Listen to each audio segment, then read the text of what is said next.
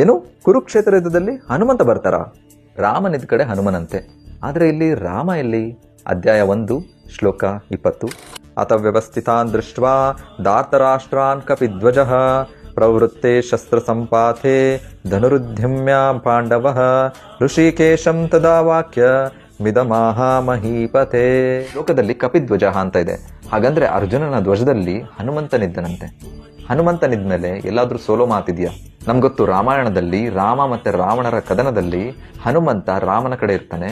So ಹಾಗಾಗಿ ರಾಮನಿಗೆ ಜಯ ಆಗುತ್ತೆ. ಅಂದ್ರೆ ರಾಮ ಮತ್ತೆ ಹನುಮಂತ ಎಲ್ಲಿರ್ತಾರೆ ಆ ಪಾರ್ಟಿಗೆ ಜಯ ಆಗೇ ಆಗುತ್ತೆ ಅಂತ. ಹಾಗಾಗಿ ಅರ್ಜುನನಿಗೆ ಸಹಾಯ ಮಾಡೋಕೆ ಅಂತ ಹನುಮಂತನೇ ಧ್ವಜದಲ್ಲಿ ಬಂದು ಕೂತಿದ್ದ. ಯಾಕಂತ ಅಂದ್ರೆ ಶ್ರೀರಾಮನು ಕೂಡ ರಥದಲ್ಲಿದ್ದ. ಯಾರು ಅಂತೀರಾ? ಬೇರೆ ಯಾರು ಅಲ್ಲ, ಶ್ರೀಕೃಷ್ಣ ಪರಮಾತ್ಮನೇ ಶ್ರೀರಾಮ.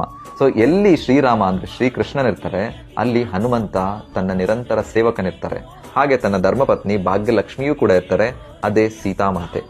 ಇಷ್ಟೆಲ್ಲ ಇದ್ಮೇಲೆ ಅರ್ಜುನನ್ಗೆ ಭಯ ಪಟ್ಕೊಳ್ಳಕ್ಕೆ ಯಾವ ಕಾರಣನೂ ಉಳಿದಿಲ್ಲ. ಹಾಗಾಗಿ ಶ್ಲೋಕವನ್ನ ನೋಡೋದಾದ್ರೆ, ಅರ್ಜುನ ತನ್ನ ಗಾಂಡೀವ ಅನ್ನೋ ಧನಸ್ಸನ್ನ ಎತ್ಕೊಂಡು ಬಾಣಗಳನ್ನು ಕೂಡ ಎತ್ಕೊಂಡು ಯುದ್ಧಕ್ಕೆ ರೆಡಿ ಆಗ್ತಾನೆ. ಹಾಗೆ ಅರ್ಜುನ ಧೃತರಾಷ್ಟ್ರನ ಮಕ್ಕಳ ಕಡೆ ನೋಡಿ ಈ ಮಾತನ್ನ ಹೇಳ್ತಾನಂತೆ. ಏನಾ ಮಾತು ಅನ್ನೋದನ್ನ ಮುಂದಿನ ಶ್ಲೋಕದಲ್ಲಿ ನೋಡೋಣ. ಹರೇ ಕೃಷ್ಣ.